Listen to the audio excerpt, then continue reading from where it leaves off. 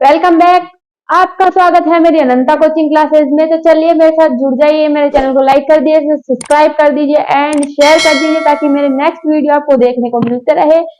तो आज मैं जो टॉपिक उठाने वाली हूँ बहुत ही इंटरेस्टिंग सा टॉपिक है और बहुत जानकारी के लिए बहुत अच्छा टॉपिक है। इसके बारे में सबको पता होना चाहिए।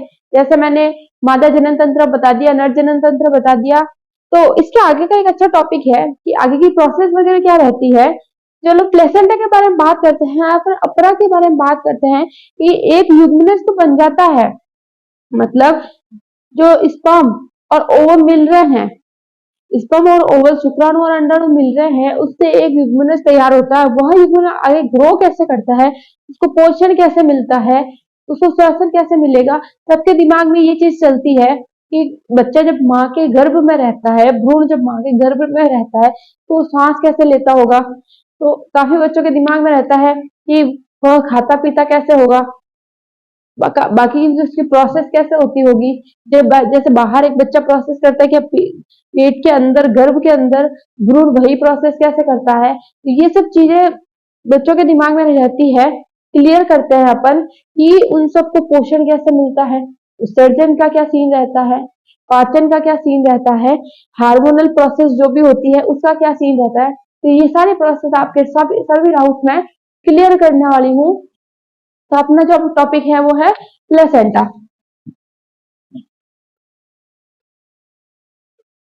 अपरा, जिसको हिंदी में बोलते हैं। क्या होती है अपरा? अपरा क्या होती है बच्चों?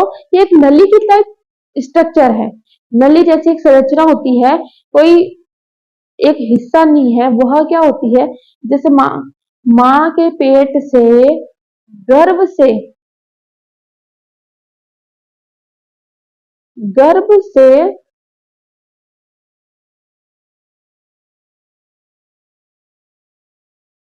जुड़ने वाली या माँ को बच्चे से जोड़ने वाली संरचना क्या कहलाती है? अपरा प्लेसेंटा कहलाती है। कि भाई बच्चा माँ से किस तरह से जुड़ा होता है, ऐसे डायरेक्ट तो चिपका नहीं होता, अंदर भ्रूण थोड़ी होता है कि चिपक जाएगा। किस तरह से जुड़ा होता है? अपरा के द्वारा जुड़ा होता है, जिसको अपन प्लेसेंटा बोलते हैं। अब देखो,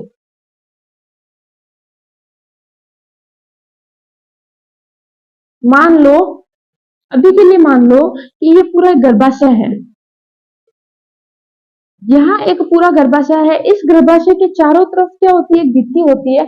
चारों तरफ डबल लेयर होती है, फिर भित्ति होती है, ताकि क्या बच्चे को कोई नुकसान ना हो। कोई बाई चांस किसी वजह से माँ गिर जाए, चोट लग जाए, तो बच्चे को अंदर नुकसान नहीं होता। उसके लिए क्या होती है? डबल लेयर उसके चारों तरफ घिरी हुई होती है।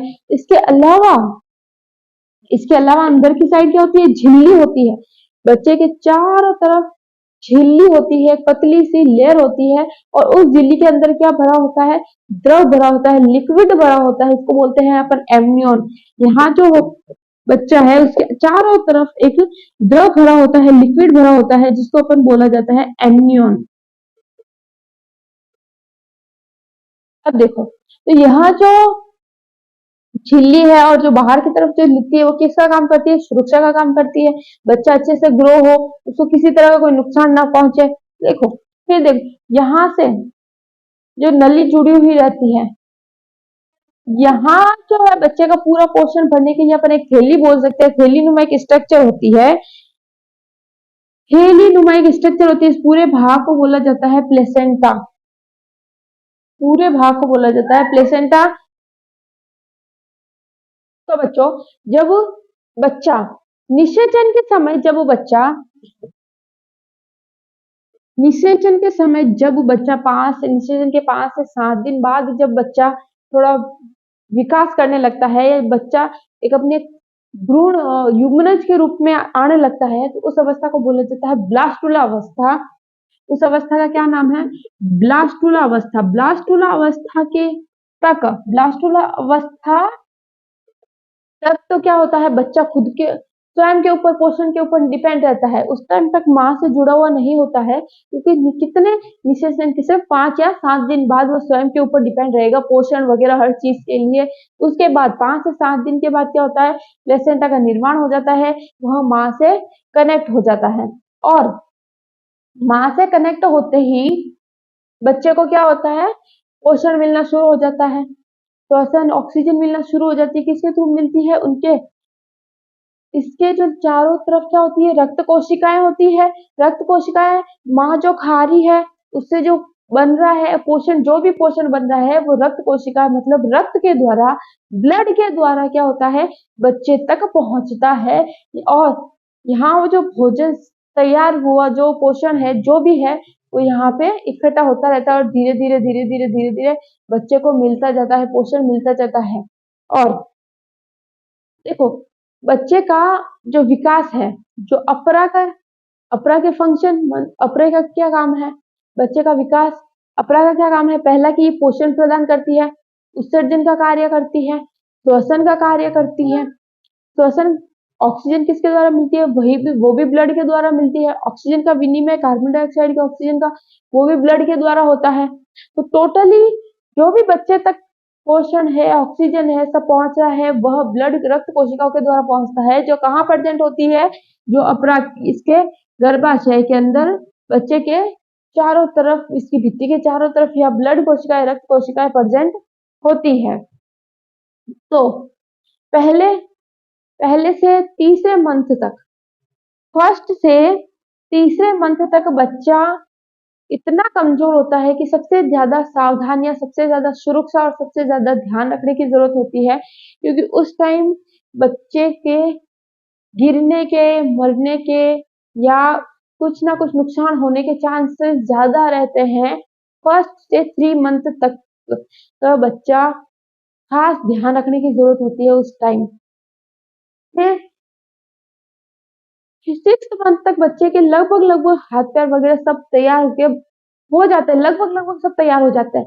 उसके बाद बच्चे का ग्रो साइज बढ़नी शुरू हो जाती है। उसके जो हाथ पैर तैयार हुए हैं, जो बने हैं, वो बढ़ने शुरू हो जाते हैं, ग्रो करने शुरू हो जाते हैं, साइज बढ़ने लगती है, शेप में आने लगता है। तो फर्स्ट से 3 मंथ सुरक्षा, क्योंकि उस टाइम कोई बच्चा के हाथ पैर या शरीर की बॉडी नहीं बनी होती है, सिर्फ उस टाइम एक सेल टाइप सेल होती है, ह्यूमनस होता है वो सिर्फ। ठीक है, उसके बाद आगे की उसकी विकास होता रहता है, हाथ पैर बनते हैं, उसकी बॉडी शेप में आती है धीरे धीरे। फिर 6 और 9 इन 3 महीनों के अंदर बच्चे का पूरा विकास होता है, माइंड का डेवलप होता है, हाथ पैर डेवलप होते हैं, एक एक पार्ट हिस्से का बॉडी का डेवलप होना शुरू हो जाता है। तो प्लेसेंटा का ध्यान में रखना, क्योंकि प्लेसेंटा के ऊपर क्वेश्चन पूछते ही पूछते हैं, फिक्स है।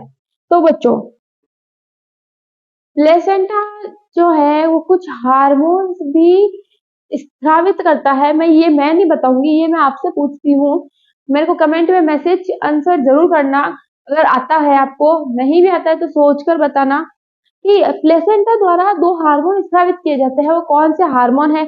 एक तो आपको उनके बारे में बताना है, कमेंट में आंसर मैसेज करना। दूसरा क्वेश्चन कि प्लेसेंटा जो है उसका वेट कितना होता है, उसका वजन कितना होता है, इसका आंसर कमेंट में मैसेज कर देना। अगर नहीं आ रहा है तो मुझे कमेंट में बोल देना, मैम आप बता दो, आंसर मैं बता दूंगी। और आपको आ रहा है तो आंसर जरूर देना। मेरे चैनल को लाइक कर दो, सब्सक्राइब कर दो एंड शेयर कर दो। ये चीजें याद रखना। प्लेसेंटा इंपॉर्टेंट चीज है, क्यों? क्योंकि ये बच्चे को ग्रो करने में बहुत हेल्प करती है, उत्सर्जन को लेकर, श्वसन को लेकर, पोषण को लेकर, हर चीज के। और प्लेसेंटा का वजन मैं बता दूंगी। पहले मैं चाहती हूँ कि आप कमेंट में आंसर करके बताओ, ताकि मेरे को पता रहे कि चलो कुछ आता है। मेरे चैनल को लाइक कर दो, सब्सक्राइब कर दो एंड शेयर कर दो, ताकि मेरी नेक्स्ट वीडियो आपको देखने को मिल जाए।